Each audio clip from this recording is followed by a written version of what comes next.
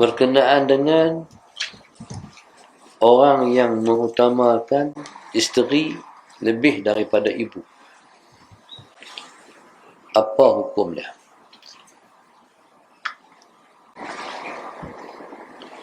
Allahumma salli ala sayyidina Muhammad. Dalam satu hadis Nabi sebut, man faddala zawjatahu ala ummihi fa'alaihi la'natullahi wal malaikatu wala yuqbalu bihi sarfun wala adlun. Nabi sebut sesiapa yang mengutamakan isterinya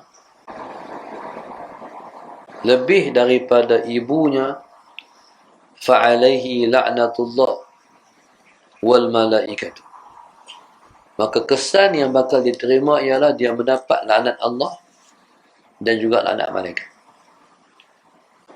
Wala yuqbalu minhu, dan tak diterima daripada dia sarfun wala adlun, ibadah sunat pun Tuhan tak terima, ibadah wajib pun Tuhan tak terima. Allahumma salli ala sayyidina Muhammad. Ini situasi yang dikatakan situasi ibu dengan isteri. Allahumma salli ala sayyidina Muhammad. Jadi pada isteri kena ada ilmu dalam situasi dia dan juga ibu mentua dia. Jadi suami dia kena melebihkan isteri dibanding, suami dia kena melebihkan ibu dibanding isteri. Allahumma salli ala sayyidina Muhammad. Jadi redha lah. Sebab nanti kalau kita redha, nanti Allah balas yang sama juga pada kita. Esok bila kita jadi ibu sallallahu alaihi wasallam Muhammad, maka kita akan dapat imbalan. Hari itu kita lebihkan ibu suami ataupun mak mentua kita. Bila mana kita jadi ibu pula esok, Allah ganti balik. Seseorang itu dia wajib melebihkan mak dia dibanding isteri dia.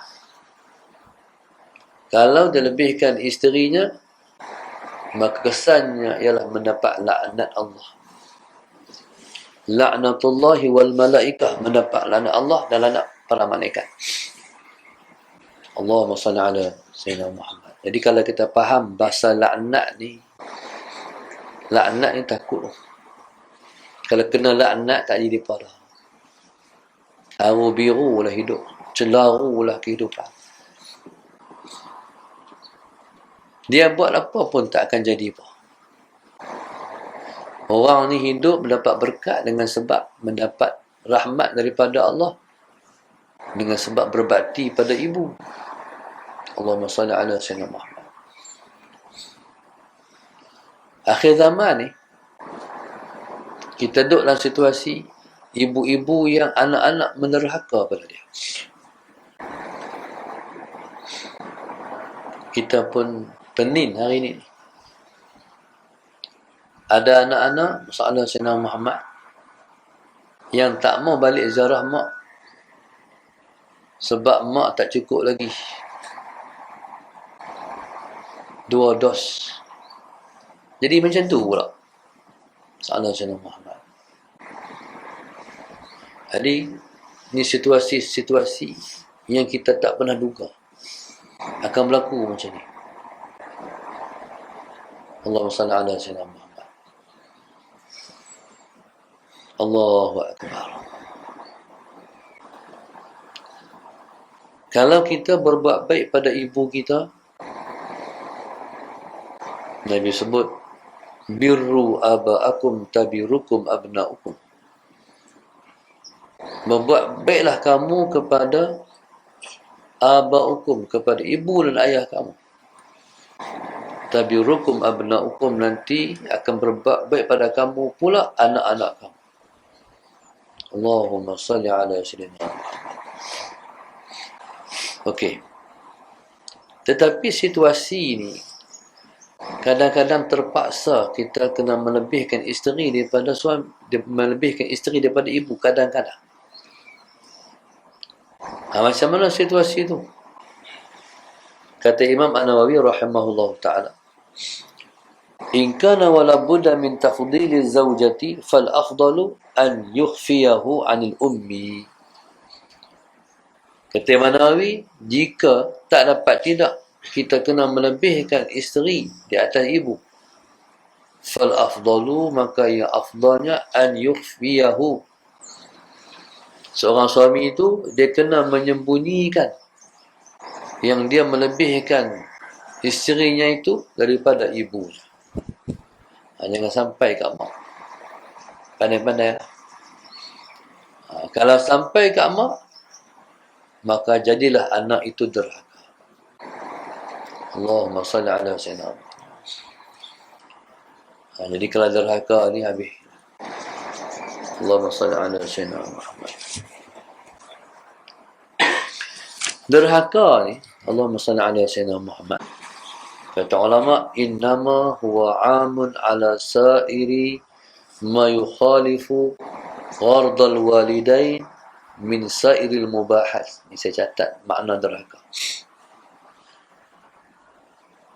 Dia sebutkan uququl walidain ni, iaitu dia mengumumi fi sa'iri ma yukhalifu ghardal walidain,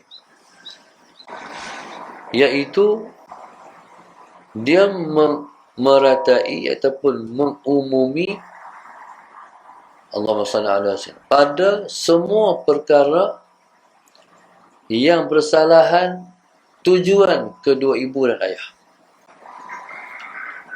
Fi sa'il mubahat, dalam perkara yang namanya harus. Kalau perkara haram, telah dah. Ini perkara harus. Contohnya, salah Sayyidina Muhammad. Contoh. Allahumma salli ala Sayyidina Muhammad.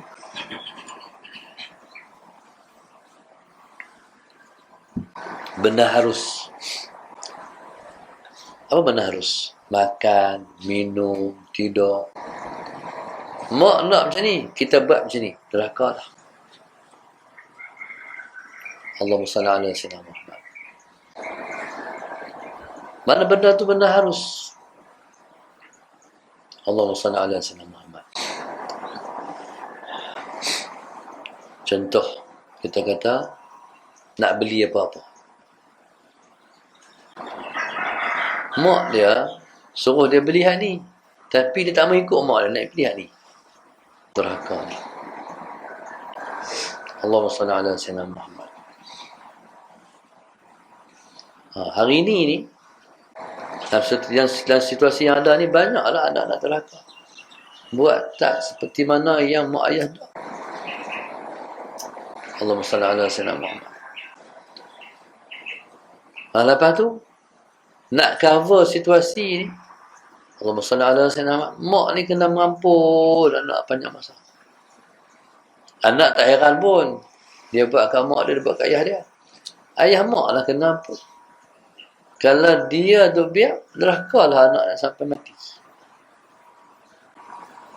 Allahumma salli ala Sayyidina Muhammad.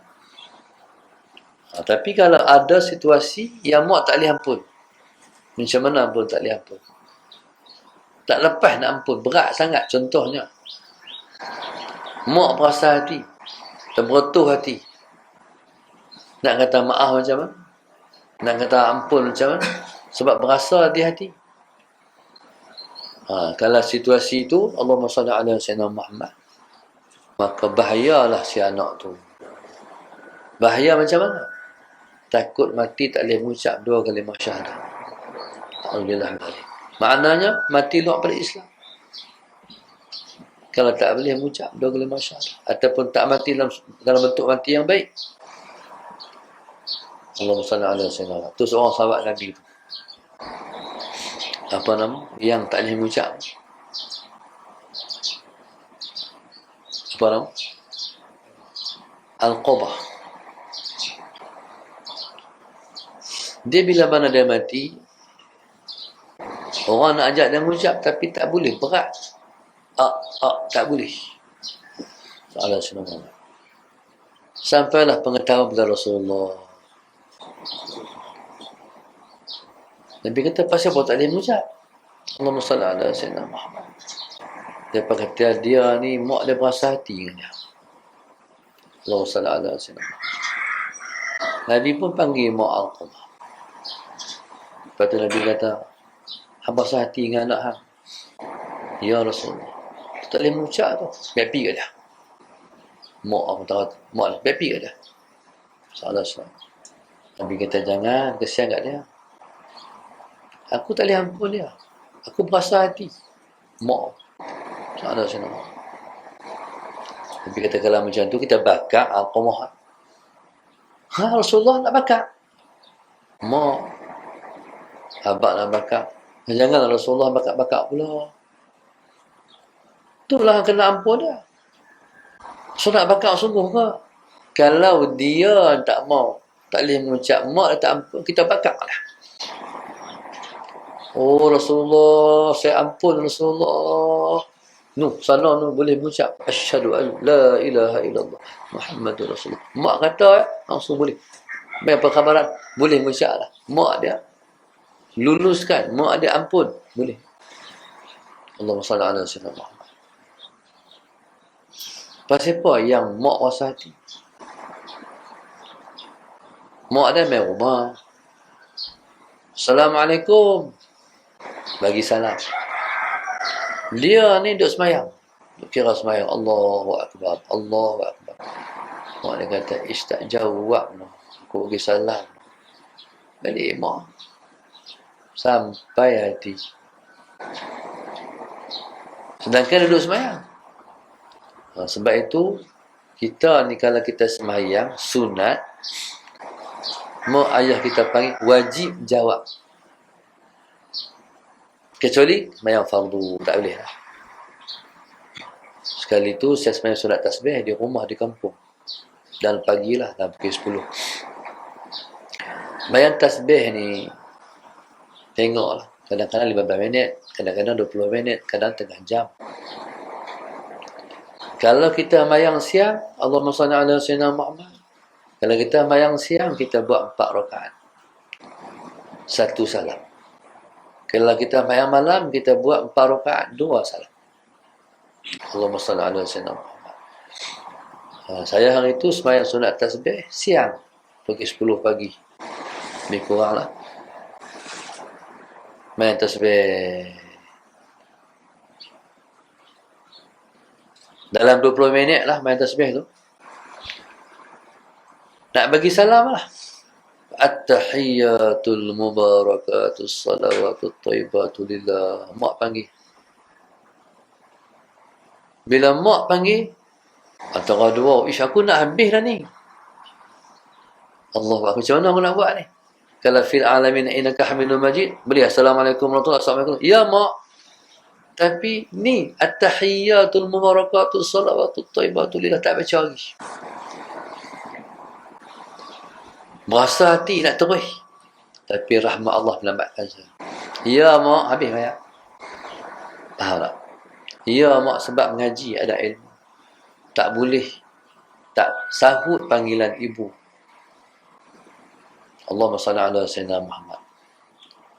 Okay, jadi subhanallah, begitu kedudukan namanya derhaka.